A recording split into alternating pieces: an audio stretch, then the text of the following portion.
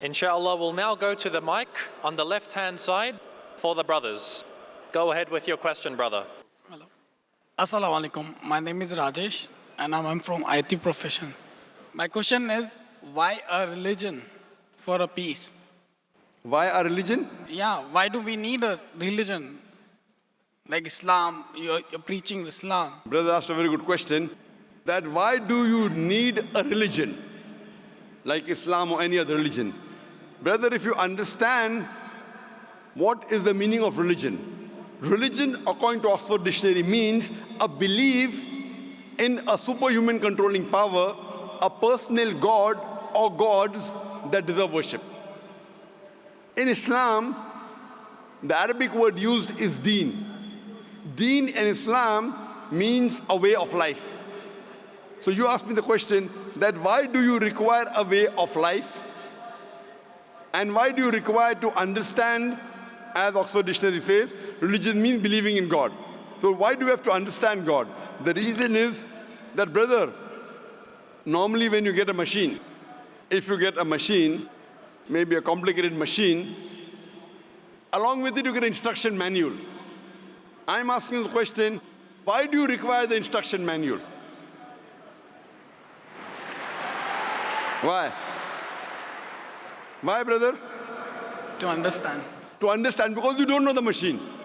If you allow me to call the human being the machine, you'll have to agree it is the most complicated machine on the face of the earth. So don't you think this requires an instruction manual? The last and final instruction manual for the human being, it is the glorious Quran. Like how you have the instruction manual written by the producer of that equipment, or the manufacturer, or the inventor. Our manufacturer, our producer, our creator is Almighty God.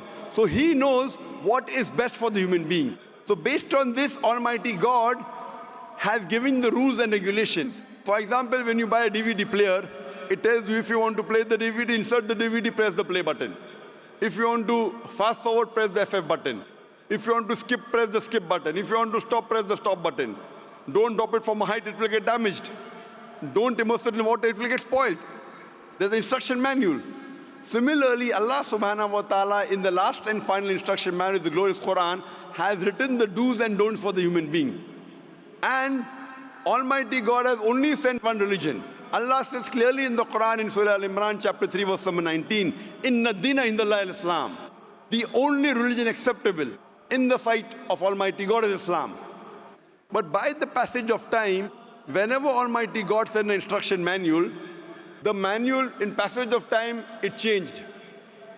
And Allah subhanahu wa ta'ala knew that the human beings may not be able to grasp the complete message of the Quran as is mentioned in the Bible in the Gospel of John chapter 16, verse number 12 to 14. Jesus Christ, peace be upon him, says, I have many things to say unto you, but you cannot bear them now. For he, when the Spirit of truth shall come, he shall guide you unto all truth.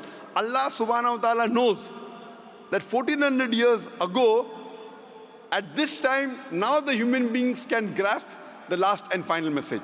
So Islam came in its complete form 1400 years ago, and the last and final revelation is the Quran.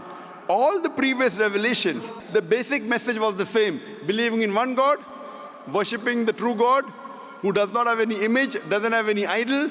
You have to prostrate. The basic message was the same.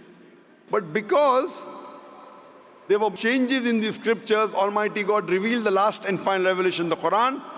And Allah says in the Quran in Surah Hijr chapter 15 verse number 9, that I have revealed the Quran and I will guard from corruption. Now because this is the last and final revelation, Allah takes it upon himself that he will guard it from any corruption. So that's the reason today, all the human beings in the world should follow the last and final messenger, Prophet Muhammad, peace be upon him, and last and final message, the glorious Quran. All the scriptures that came before, since they were time-bound, they were meant only for a particular group of people. They were not meant for the whole of humanity. And the message was supposed to be followed till the new message came. Allah didn't require to preserve that message.